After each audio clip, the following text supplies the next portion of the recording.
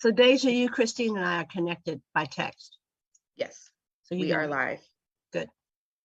Welcome to the COVID313 Coalition for Families and Students Town Hall. We're excited to be with you again for another week. Is today officially Earth Day, Jametta? I believe it is. Okay, because we've been in our house, we've been celebrating Earth Week. So I'm sort of lost track on when actual Earth Day is. So, but we're really excited today. We have a program for you that includes wonderful information about the environment, how it impacts us, things that we can do to address pretty serious environmental injustices. And we're also going to be talking about unemployment, which is really maybe not our favorite topic to talk about, but we know there's a lot going on, and we're really lucky to have Tony Paris with us today to give us all the details around unemployment and how you can address some of your concerns if you have been impacted by having to pay the state back for some of the failures during COVID. So before we start, we would love to hear, I didn't even introduce myself. I feel like I've just been here so much that you know me. My name's Christine Bell. I am proud to serve as the Executive Director of Urban Neighborhood Initiatives, UNI, and I'm also a really proud member of this coalition. And it's so good to be back with you this week. And before we get started, we have some really wonderful people that are moderating our chats right now, Brooke and Lindsay, and Michael. And so why don't you let us know what you're doing this week or every day to make sure that you are caring for our planet. So why don't you drop that into the chat? We'd love to hear from you. We're also translating the town hall today, I believe, into Spanish and ASL. But I do not see our translators on yet. So Brooke, if you'll just ping me when we're up and ready for Spanish translation. And for our experts, we want to remind you to speak slowly for our translators. And because they just really want to make sure they're translating the information that you're giving properly. And then if you can turn off your cameras when you're not speaking to ensure that ASL can be seen. And we have an amazing timekeeper, Deja, and she will chat you your remaining time. And when you're getting close to your time, if Jametta, Lily, or I are not on, we will turn on our cameras, and that will be a signal to you to wrap up your comments. So as we get going today, we might interrupt to let you know how to get the different translations, but let's not delay, and because we have Dr. Valbuena here, and I know that his time is precious as he is on the front lines of COVID, but also running one of the best federally funded health clinics, I'm going to say, in the country. Because I can do that. Thank you, Christine. So Dr. Valbuena, you're welcome. You're welcome. Welcome. And I am going to pass it to Jametta. Okay, great. Thank you. Well, Dr. Valbuena, certainly I need not do any more of an introduction, but I certainly would add and share with the community, because they all don't know about the incredibly important role that federally qualified health clinics, and CHAZ as one of those, play and have been so instrumental for us during this time period of COVID, but also to make sure that more of us are getting to a medical home. So Dr. Valbuena, you rock it at two different levels. One, you're a practicing physician, and you're in a leadership role for FQHC. Can you give us an update from both of those lenses? what are you seeing in the city, both directly at Chaz, but as you talk to your colleagues as well, about what does the COVID picture look like in Detroit right now? Right. Thank you so much, Jametta. I would start by saying that cases are a little bit on the rise now, not as scary as they have been in the past, but the new Omicron variant is now about 70% of all the cases across the country. And it's unfortunately transmitting faster than the original Omicron variant. The good thing is, even though we're seeing a slight increase in cases, the main symptom is basically a runny nose. And so most individuals, if they do have symptoms, are experiencing somewhat of a cold like they would normally have, in flu season or in the winter season. So from that standpoint, we are, even though seeing a little bit of a rise, it is not as significant, including with hospitalizations and deaths as the original coronavirus or even the first Omicron variant. I would say that cases are a little bit more difficult to assess because of all the home tests available. So we don't necessarily keep track of those. And so the number of cases, when you see that, it is not as accurate as it was in the past when most of the tests were being done at a medical facility, whether it be an FQHC, a federally qualified health center, or a hospital or another medical setting. So we have to take those numbers with a little bit of a grain of salt. I would tell you that vaccines are, we continue to have them. We continue to have access to them through the federal government and through the city of Detroit. And the city of Detroit itself is almost at 50% vaccination rate, which is a lot less than the state, which is almost at 70%. And some of the other counties that have been able to vaccinate a little bit, have a little bit more vaccine uptake. But I would say from a COVID perspective, the message is the same that I've always brought to this group and anybody that I speak with is we should get vaccinated if we're in a group that can get the vaccine. And when you're in enclosed spaces with individuals that you don't know, especially their vaccination status or infection status, that you wear a mask. And I know we're getting a lot of mixed messages from many different places, but the bottom line is vaccine is still critically important. And even though it's not mandated now in some, maybe most places, that if you're in an enclosed space with individuals that you don't know, the recommendation is still to wear a mask. Now that latter point, Dr. Valbuena, is so important, and particularly because, as you know, in the city of Detroit, you just said our stats, only about 50% are vaccinated. Could you, for our families and individuals listening, what is this new Omicron virus called? What is its number or subname? There's actually a few different ones. Okay. The latest one is BA.2.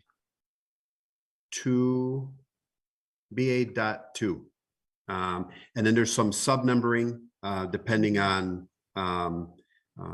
which of the specific variants we're talking about. But the current one that's the most prevalent is the BA.2.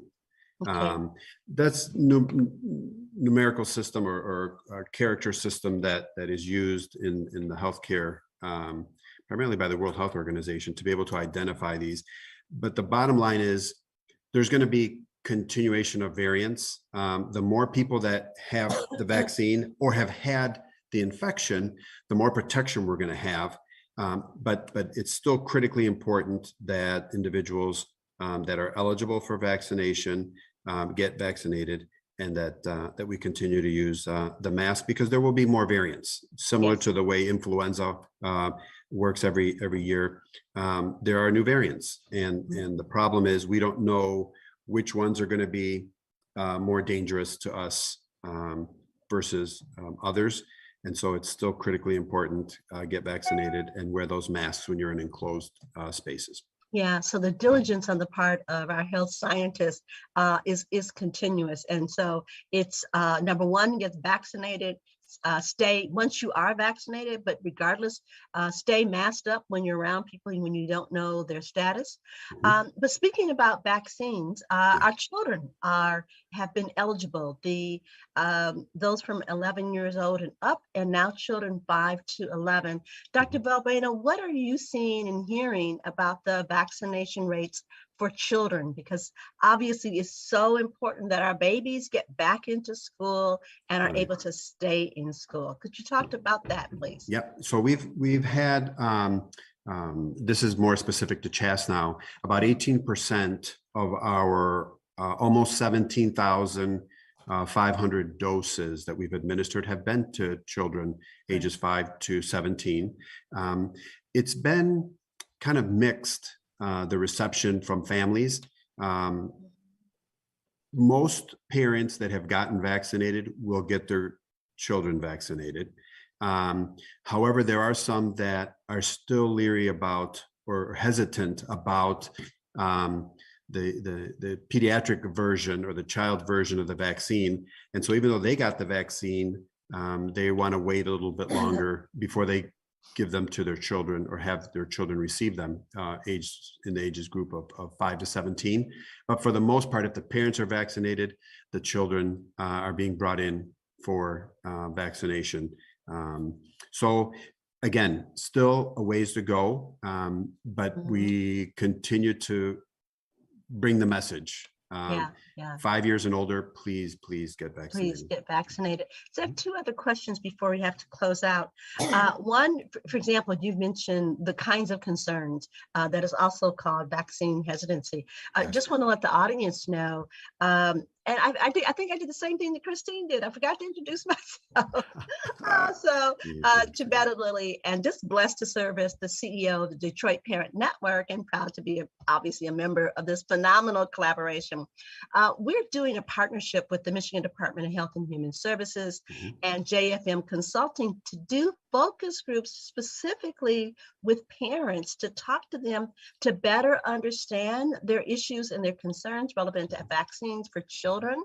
And how do we do a better job? So our racial disparities task force that the governor created, we want to hear from you. So I would like to let people know that if you're interested in being part of a focus group to come, we want to hear from you. We want to hear your thoughts. How do we improve upon? How do we better listen? How do we better message? Because as you said, Dr. Valbuena, that is the path that we know most protects our children. Okay. The other question I would have, this segment is focused on environmental injustice. And we know so much of the early variants were impacting upper respiratory, and so we know there's asthma, et cetera. What are some of the health effects that you see that have to do with the environment, or are you seeing that increase as a result of our experience with COVID?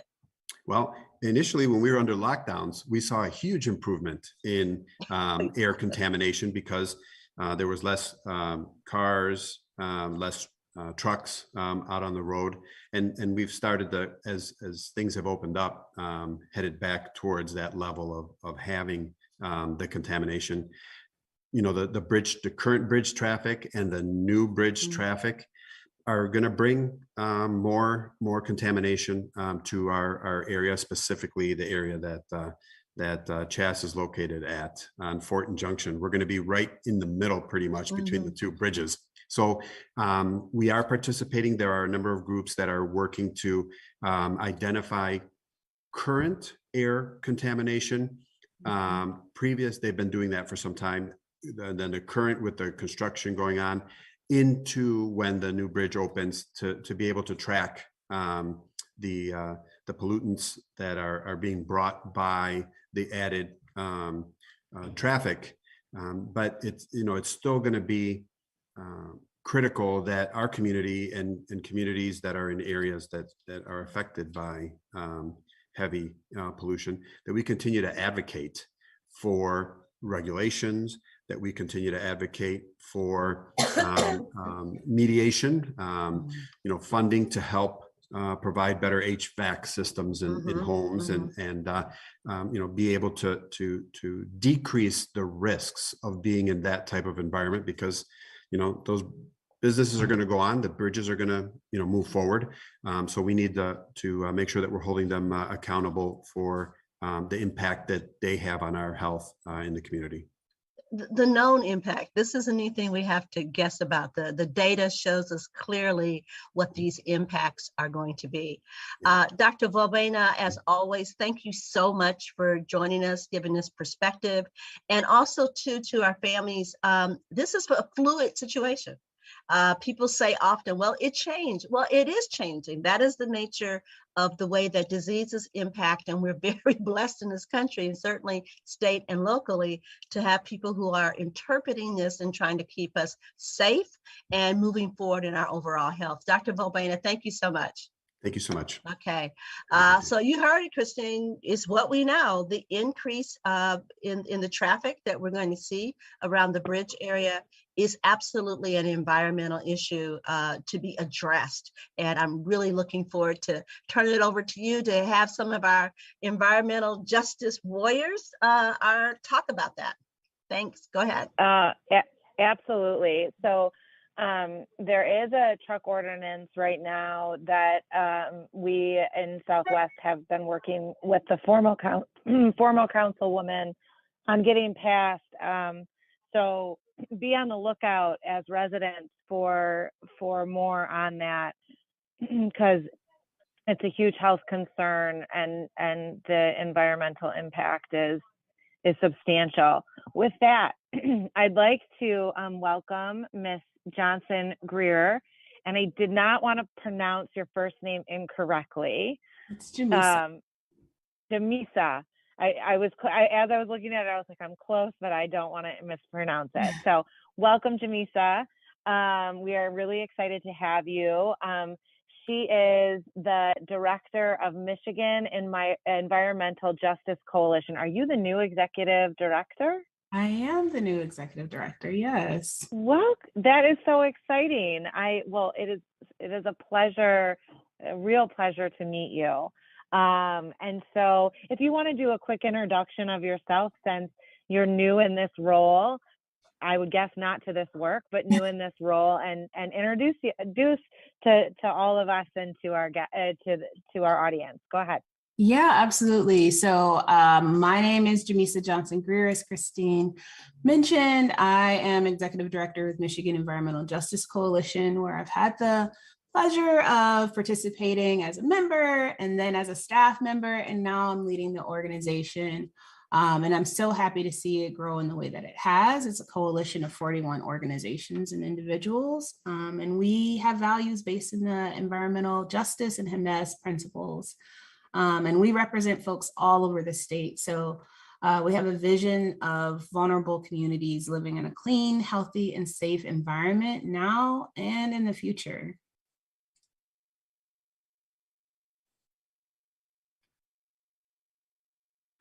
Okay, so I'm not sure, do you have additional slides that you would like to share, or can I start asking you some questions? Yeah, you can absolutely start asking some questions, and the slides will help us answer those. Awesome. Okay, so let's start with health, COVID, and the environment. Can you talk a little bit about health and COVID and the environment, specifically around air and water quality? Yeah, so, in the thick of COVID-19, as Dr. Valbuena was mentioning, there absolutely was a correlation between how folks were actually being impacted by COVID-19 and where they lived, right? Their proximity to hazardous waste facilities, their proximity to polluting facilities. Those folks were having higher opportunities for risk of death, and were experiencing more intensity in symptoms because of the comorbidities that are caused by living in areas that are high in toxic air pollution, right? And so what we found was that the most burdened communities when it comes to environmental injustice were also experiencing high burden because of COVID as well. And so those multivariant vulnerabilities really make it that much harder for folks who are already struggling. And so seeing that during COVID was especially hard. And then also recognizing that water access issues, when we're telling folks that they have to wash their hands in order to stay safe, became a challenge as we recognized that more and more folks were experiencing water shutoffs. And so that's a deep concern. And water shutoffs are still continuing yet. So, it may feel like things have, completely changed and, COVID is over, but the realities that folks were living through and dealing with during the height of the COVID-19 pandemic are still very much so real and still very much so present for folks. Yeah, I mean, I think COVID's not over, right? Like what you just said and what Dr. Valbuena said is that we actually haven't reached an endemic stage. And thank you for lifting up that there is still, there are still the issues that we had at the beginning of COVID, and some of the supports that were put in place are not there anymore, and probably weren't, what was even, wasn't scaled to what was even needed. And so could you, one of the questions that I had related to that, in Detroit, where were some of the, you said something about the most environmentally burdened, I think you said burdened, yeah. Places. Where are those places in Detroit? And then I'd love you to go into what is the advocacy work that you all do. Yeah, absolutely. So we actually have thought about this question pretty deeply to the point where we did a study prior to COVID, actually just before COVID, thinking about where environmental injustice is happening at higher rates, where are the communities that are most overburdened and experiencing issues of air quality issues, energy, democracy. So folks who do not have access to affordable utilities, for example, and folks who are also dealing with like social indicators, right? Of people of color communities like poverty, percent minority, linguistic isolation, and all of those kinds of things. And it resulted in us finding this heat map, right? So environmental justice hotspots that were found throughout our state of Michigan, including Detroit. And the communities that we knew were right next to polluting facilities were those that we were recognizing automatically, but there were other communities that also are suffering from environmental injustice and were before COVID actually happened. And so what we recognize is that our communities, especially thinking about like zip codes like 48217, folks in South Dearborn, in Highland Park and Hamtramck, who are living in the shadows of facilities, are also some of those areas where folks were experiencing high COVID numbers, and recognizing that folks were already dealing with comorbidities as a result of that. And so we're just hit so much harder. And a lot of that came anecdotally, right? So a lot of folks that we were working alongside as environmental justice advocates had COVID or knew multiple people in their community who had COVID. And it confirmed what we learned from the Harvard study that talked about the correlation between comorbidities and COVID-19. And then you asked me to talk a little bit about our advocacy work. Yes.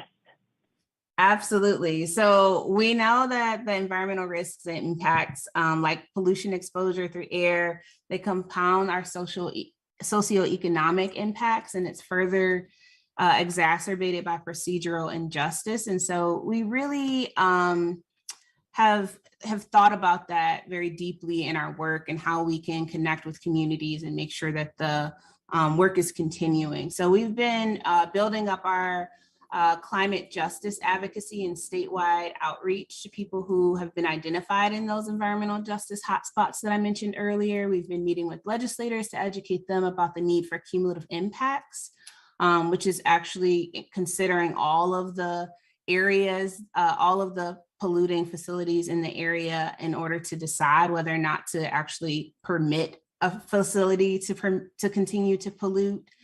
And then thinking about how we can build out political will and political power to get folks out to vote and just engage in the civic engagement process.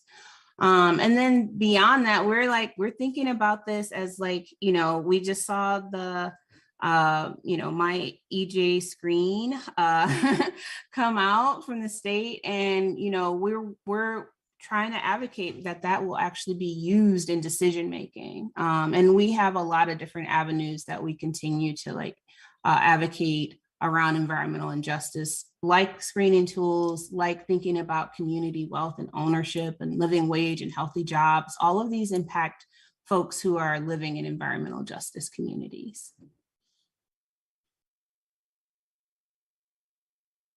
So I see an environmental, the slide that's up now is environmental justice values and benefits. And so I get, what are the most urgent issues that you're working on right now? Because that's a lot, yes. We're doing a lot. Some of it is a marathon. So some of those are a marathon, but what are the most urgent issues for you all right now? Yeah, absolutely. Thanks for that, Christine.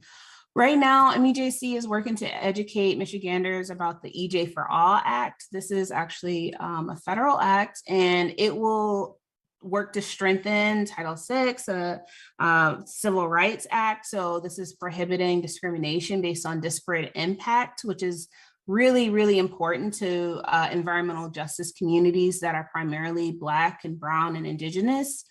And then thinking about what legal remedies could be present for folks who have been discriminated against.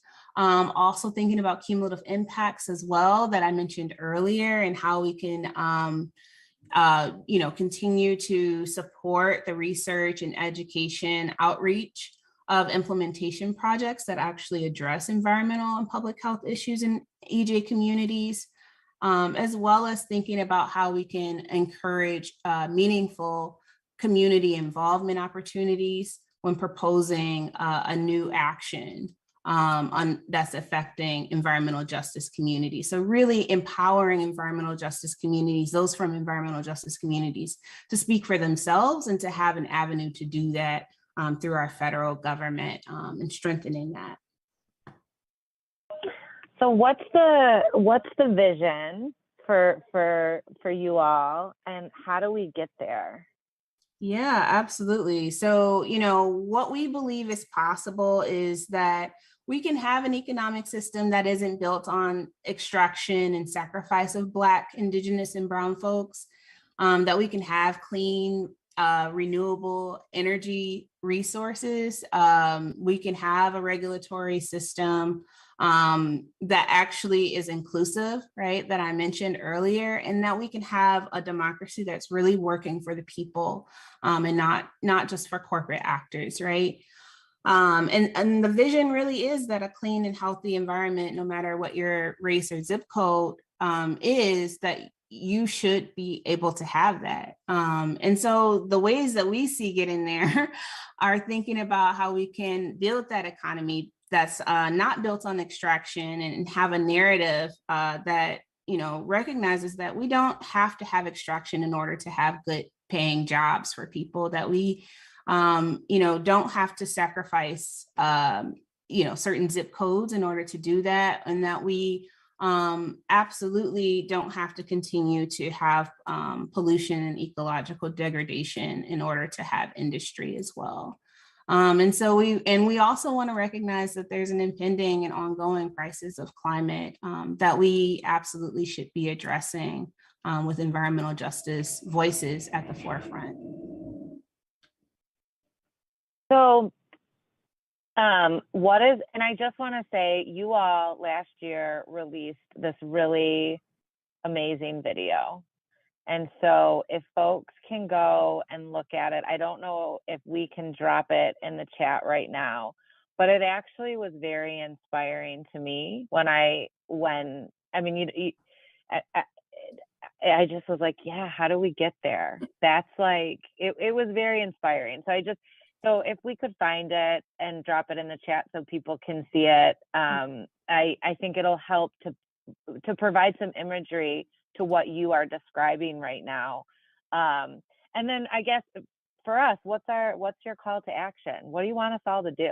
Yeah. What should we be doing to support you? Absolutely. So you can definitely check out our website to learn more ways to get involved and things that are coming up. You can follow us on Instagram. And next week, we will be thinking about how we can demand accountability from our investor-owned utility, DTE, and how we can make sure that they are investing in our grid and investing in our communities, and making sure that at every level of government, we are making sure that our corporate actors are being held accountable, and that folks have access to renewable, local, community-owned energy. And so, yeah, that's certainly one call to action, and checking us out on these avenues is also one such avenue. So thanks so much, Christine.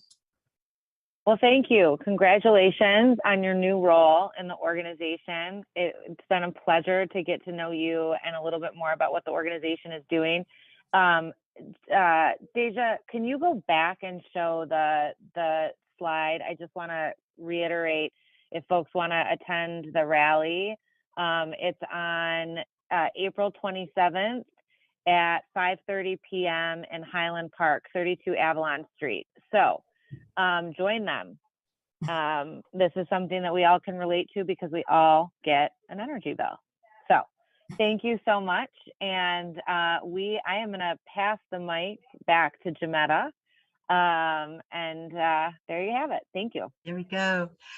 Thank you, Jimsa. Welcome to your new position in leadership.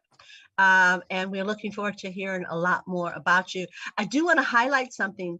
I think it's pretty awesome that you're doing your rally the same day, which is April the 27th, is the Detroit Day of the Young Child. And we know how important environmental justice is to the health and well-being of our children, particularly when we know that asthma is the #1 reason for school absenteeism. So us being aware, focus on the air and the environment really helps for the ongoing education and health of our children. Thanks so much for what you're doing in that regard.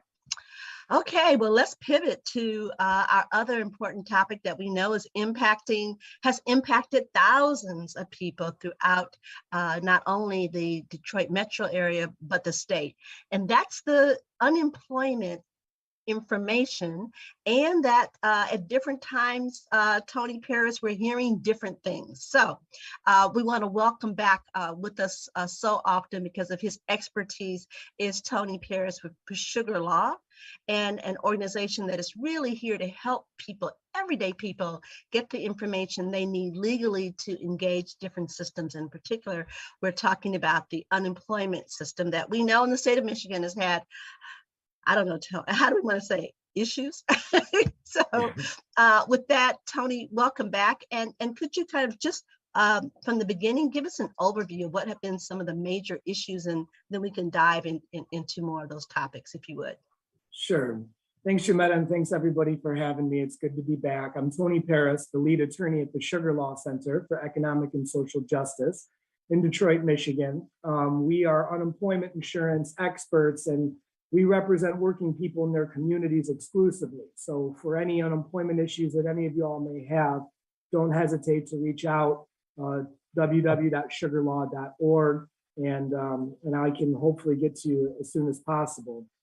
Obviously, the global pandemic that we've faced created unprecedented need to have unemployment insurance benefit systems in place that work for working people. Unfortunately, unemployment insurance during the pandemic has been quite the roller coaster for many Michiganders. As first, it seemed that the expansions to the law that allowed for folks with insufficient earnings or contract work or gig economy workers, 1099 cash types of workers were included for the first time in American history. And although we applauded that in every way, and we're happy that the law had been expanded, and that the law had been expanded in the amount of benefits you could get weekly, Right. and the amount of time that you could get those benefits, the amount of weeks and extensions that were available for folks. What we've now seen in the past year or so is now the state of Michigan and the computer system that the system uses is asking for a lot of this money back. Hundreds of thousands of people are facing restitution issues long after they've been done collecting unemployment, long after they've gone back to work or otherwise have been off benefits, are now getting these bills, 10, 20, 30, 40, $50,000 of their back benefits being asked to pay back. And remember that we're going to focus a lot on the repayment issues and the waiver issues and the restitution issues. But in general, now that the law has kind of gone back to normal, if you ever have an unemployment insurance issue that's being disputed by an employer or by the state of Michigan, don't think twice to reach out. The restitution is scary, obviously, because of the amount of money involved. And really all we tell folks is, although there's been a lot of talk in the media and by our politicians that there's going to be some waiver of these overpaid benefits, we can't rely on that. Primarily at this point, we need to make sure that any decisions that are the basis of this restitution, any determinations or redeterminations they're called, are protested and appealed as soon as possible. There's very limited deadlines, usually only 30 days, to protest or appeal any one of these negative decisions. And the best, and not always easiest, but the best way to do it is right there through the MyWham account. It's the online portal many folks created when they were first collecting or certifying for their benefits. Underneath the determination status tab, folks can click that and not only file their protests or appeals directly, but they can monitor the status of their protests or appeals. Because unfortunately, the agency is very slow at processing and addressing and redeciding any of these issues. Sugar Law gets involved primarily after the second protest or appeal, when there's actually a phone interview, a hearing scheduled with an administrative law judge. Many folks, that's the level that they finally get this all resolved or taken care of, where they're finally able to talk to a neutral judge with a brain and a heart who understands unemployment law, understands their waiver criteria, and has the power not only to find you potentially eligible all along, but to waive any restitution. Prior to that, we really don't have confidence that the state will be able to implement a mass waiver system anytime soon. So the only thing to remember that you don't mess up, don't rely on that, don't wait and hope. Get that protest or appeal in. And if you get the hearing scheduled, get in touch with us as quickly as possible. Usually there's only a week or two turnaround between when you get your hearing notice in the mail and when you actually have to be on the phone call with the administrative law judge. The other thing I saw on the agenda, there's a hardship waiver that's available that we tell folks to fill out in addition to the protest, almost like a plan B. This would be accessible on your MyWham account. When you click any claim, Claimant Services tab comes up. Click that, and it's the third or fourth option listed. It asks you about your income going back 6 months.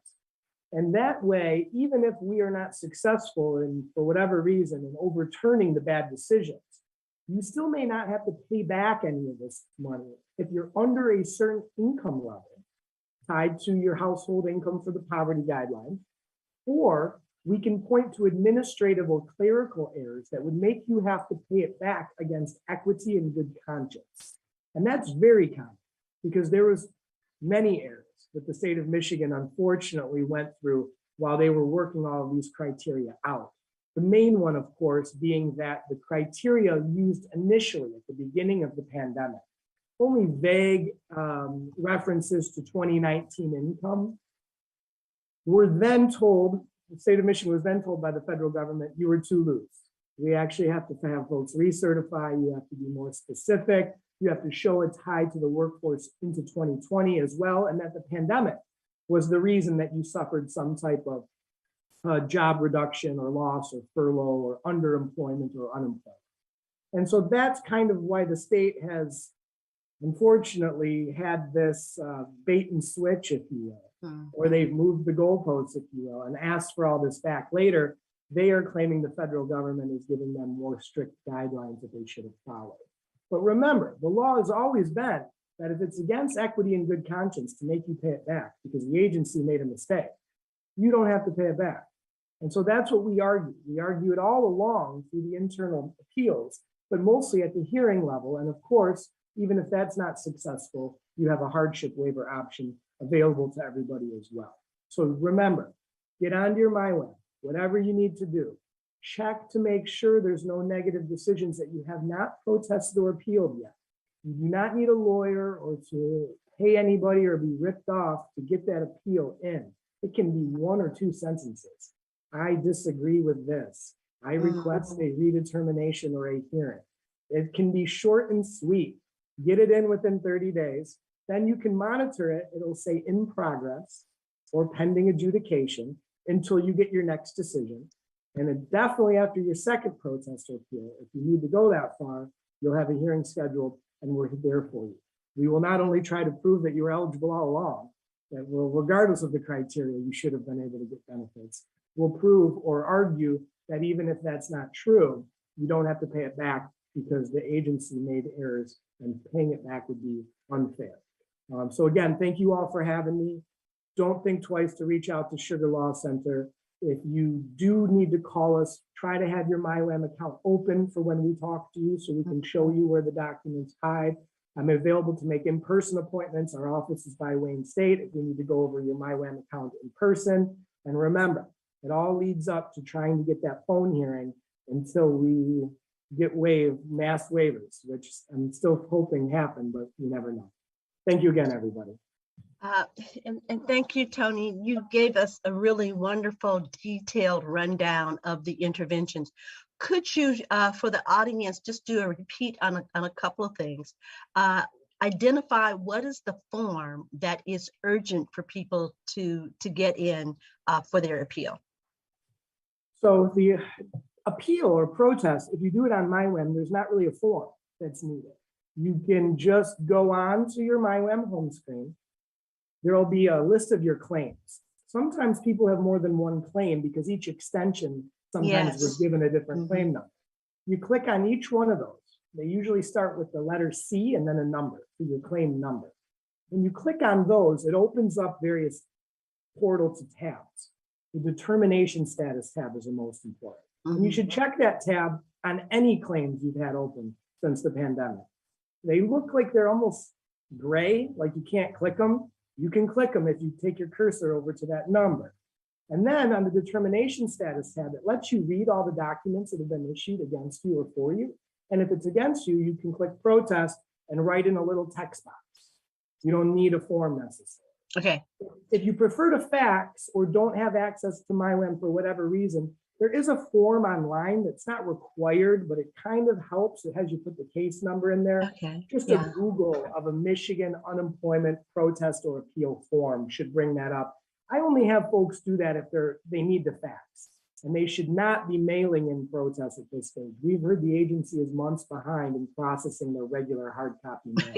So MyWAM and fax are best.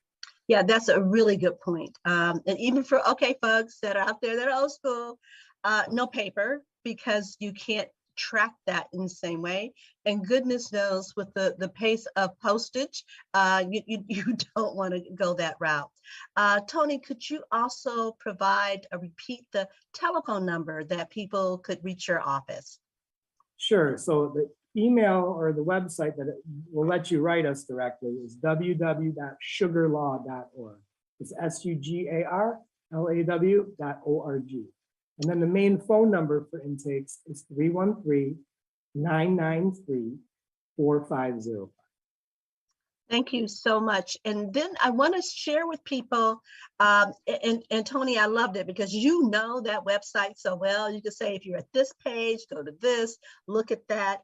I want to let the folks in the audience know that if at any point you were hearing that and you're like, oh, I'm not sure how to do it, please make sure, or if you don't know, that all of the COVID-313 Community Coalition town halls are all recorded. So you may go as early as this afternoon, probably after 2 or 3 o'clock today, go to One Detroit PBS and type in COVID-313, and you will be able to see this production today. And then you can go ahead, you can look at it on the PBS side, or you can look at it in the YouTube version, which means you can go and hear exactly what you said, Tony, and slow it down. In fact, those of you, we highly recommend is open up your documents for unemployment and use his great guidance to help you go forward to take care of any of these issues, because if you don't, then we know that the system will treat it as if you are in agreement with having to pay back dollars. So Tony, thanks so much again. And Christine, you're on. Do we have any questions or follow-ups? We do. That's why I popped on. So Great. Tony, are most appeals successful in eliminating the need to repay benefits? Well, it would depend on the specific issues, but for many of our pandemic related folks who got benefits under the first criteria and the second criteria change, yes, I would say we've had a lot of success in getting that restitution removed. Okay. And I don't know if I heard you answer the question about the, when you file, do you still have to, if you've been assessed having to pay back, do you still have to pay it back while you're going through the process? No, we strongly suggest not paying it back until there's a final decision or order one way or the other.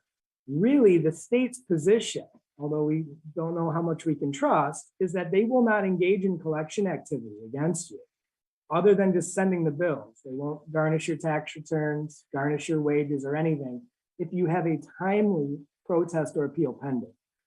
That's their position.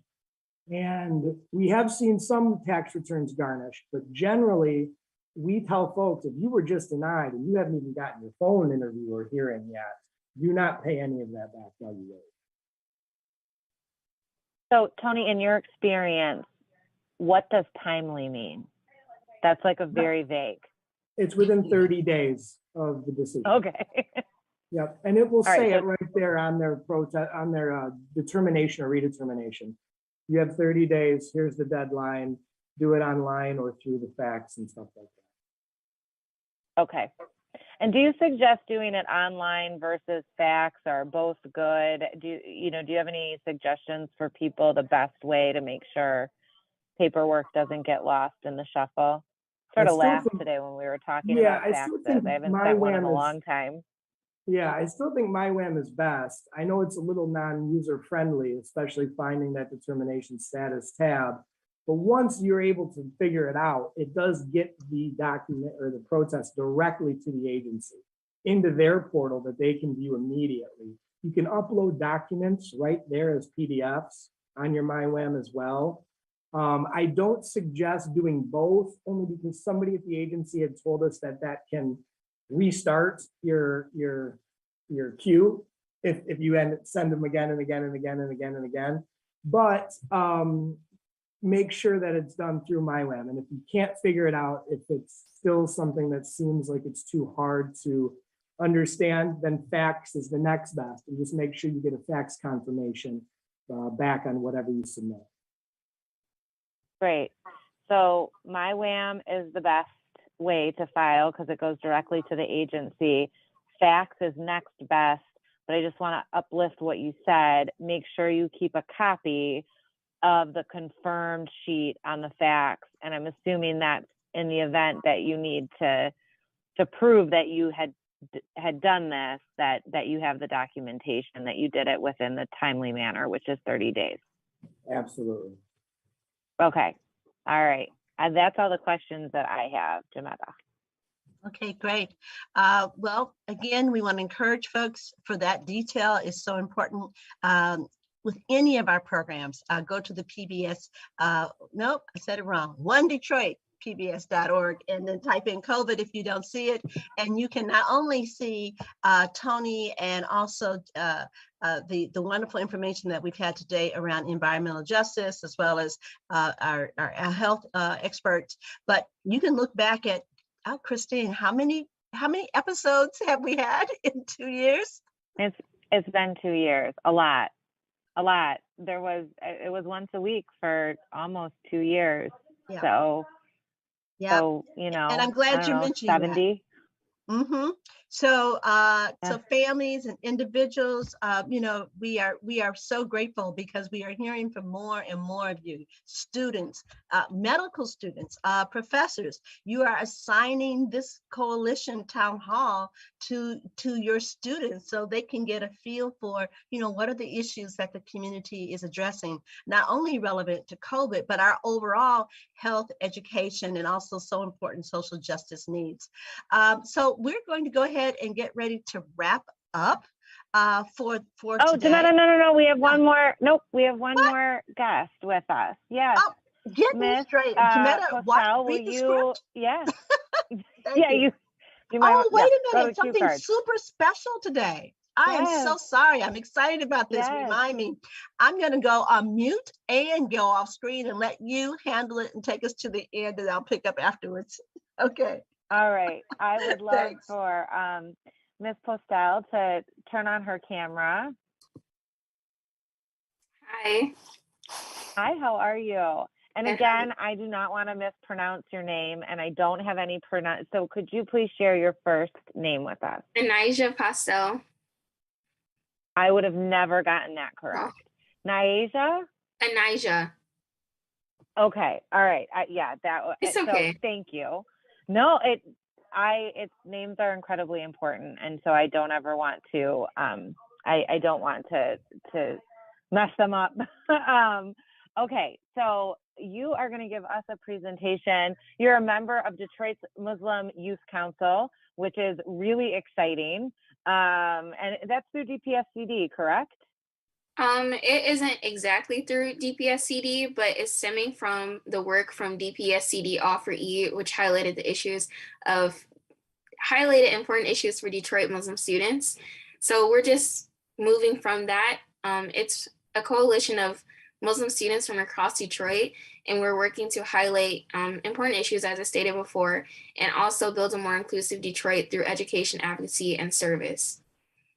Awesome. Thank you for giving me the background on that. And so you are going to give us a short presentation on a really special time right now for our Muslim brothers and sisters around Ramadan and Eid. So I'm going to let you take it away. Thank you so much. You're welcome. Thank you. I'm excited. Go ahead. Okay, so I first like to start by saying Ramadan Kareem to all the Muslims that are fasting right now. I'm going to be answering these questions as I give my presentation. So I first like to start with, what is Islam? So that's the religion that Muslims follow, and it means submitting to God's will.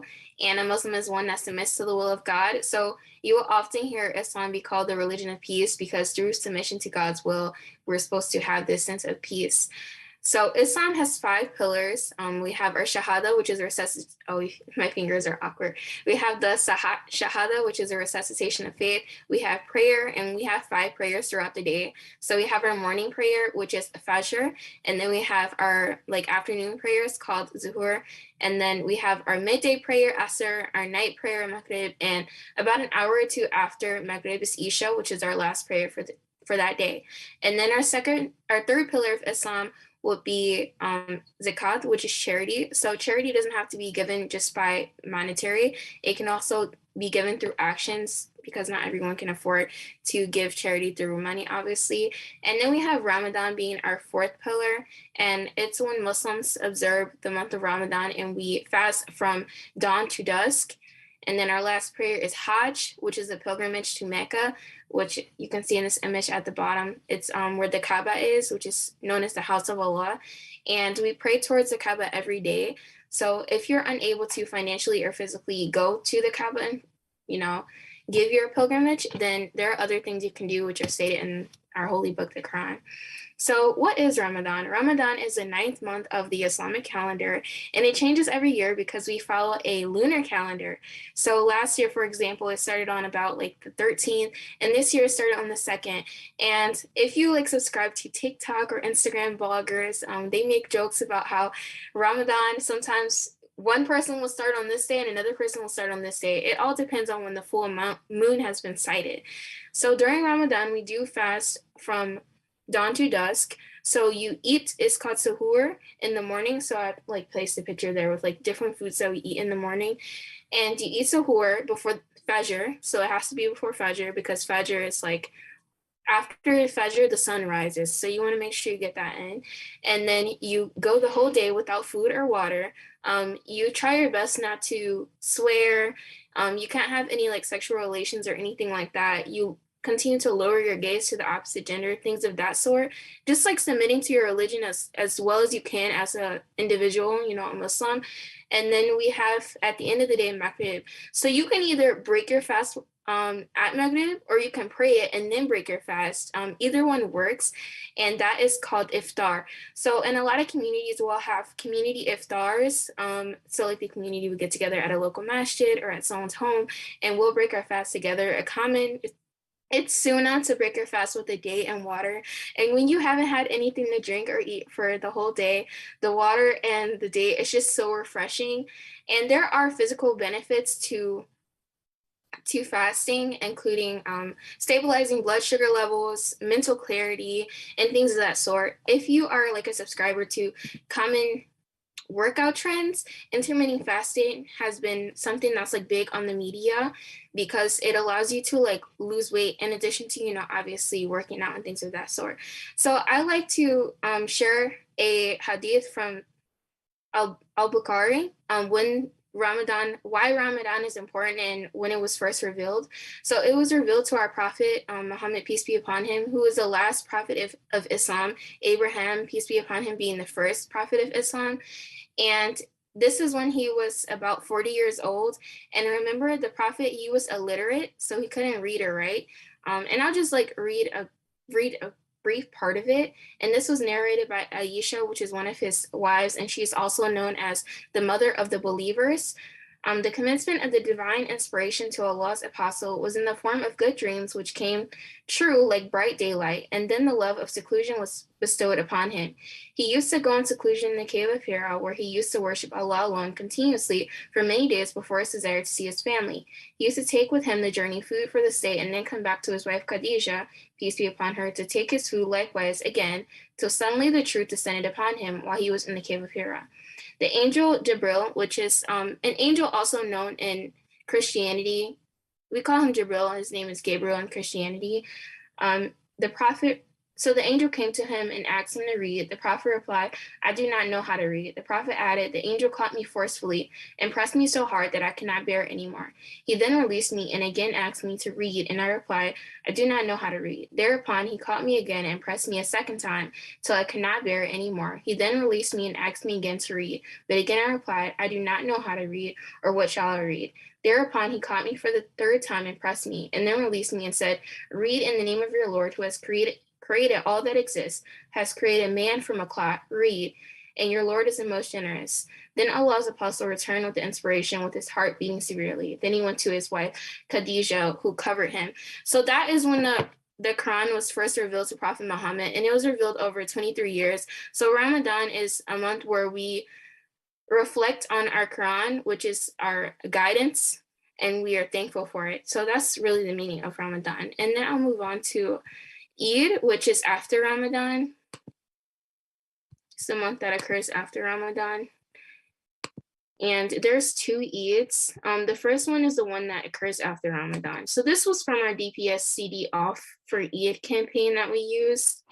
And we were effective in doing that. So Eid is an Arabic word that literally means celebration, festival, or holiday. And it's a day where Muslims around the globe come together to celebrate.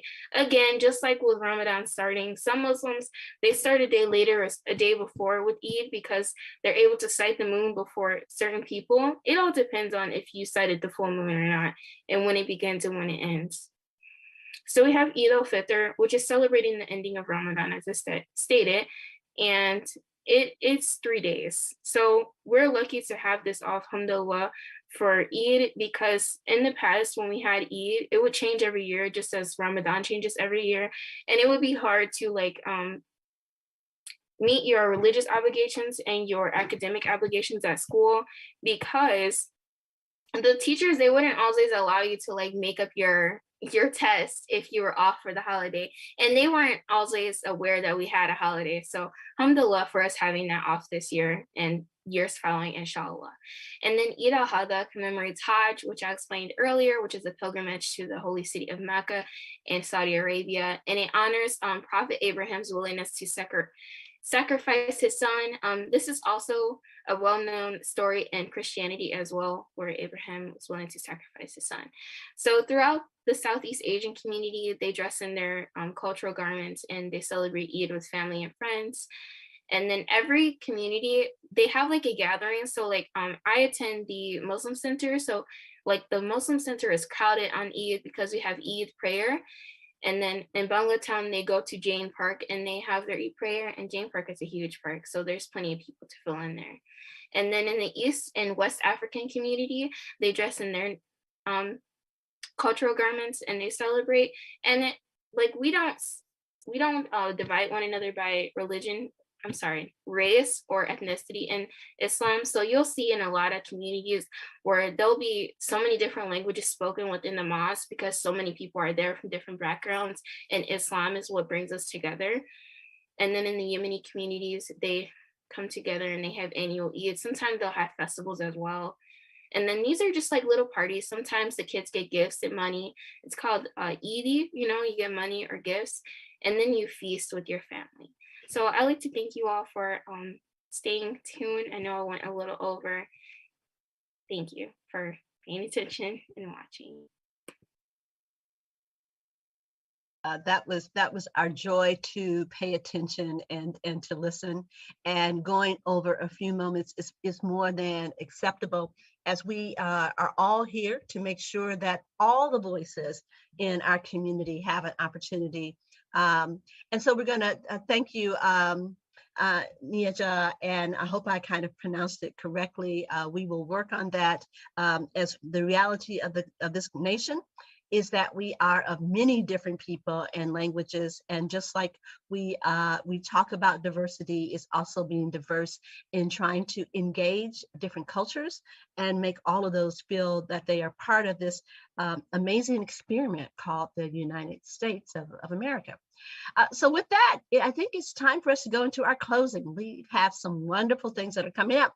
For those of you who are not aware, this is National Autism Awareness Month, and we encourage you to please join the Detroit Parent Network.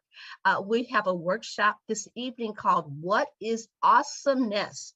That is purposefully changing the way that we think about our children and adults who have autism, that there is something particular awesome about this. So please join us this evening at 6 o'clock, and we're having a session. What is awesomeness? What are the symptoms of autism? What should you be aware of as early as in that first year and second year of life? Is so important for early detection, because there are ways that not only your baby can be exposed to interventions and support, but you as a parent can get the support you need for your child to be awesome. Next slide. Continuing, so Detroit Parent Network, we are so excited to have the second Young Inventors Expo. We are doing a science, literacy, and health expo for parents and children. Please, please, if you have a child between the ages of 4 and 10 years old, bring that child's brilliant science, literacy, or health project to WCCD. Call us at 313-284-4749. We are still taking children to be enrolled to show off their science literacy projects. It is a free activity. We have Wayne Health, we're going to have immunizations, we have DPSCD, all kinds of things for all ages, and adults and young people. We have college and career information, because it's all about helping our families from cradle to career and beyond. Some of the other activities we want to let you know about, speaking of health, again, UNI is continuing to help stop COVID. Wayne Health will be at their mobile unit, will be at UNI on Friday, 4/22 from 1 to 5 p.m. As we've heard Dr. Valbuena and all of our other scientists remind us, the best protection against COVID is vaccines. Just like we know that at one point in time, there were things like the measles and chicken pox that killed off tens of thousands of people. We know that vaccines / immunizations work. Please join UNI not only for vaccines, but also for other important health screening. And also we want to talk about the health of our community, which is also food. Gleaners is doing a food distribution this Friday, tomorrow, from 2 to 4 p.m. at their location. Again, Gleaners food distribution tomorrow. Continuing about the focus, so important, is about the health and wellness of women. Mothering Justice is doing a Time to Care, a movie and a screening. So get your popcorn, join them on Saturday, 4/23, this Saturday at 12 o'clock.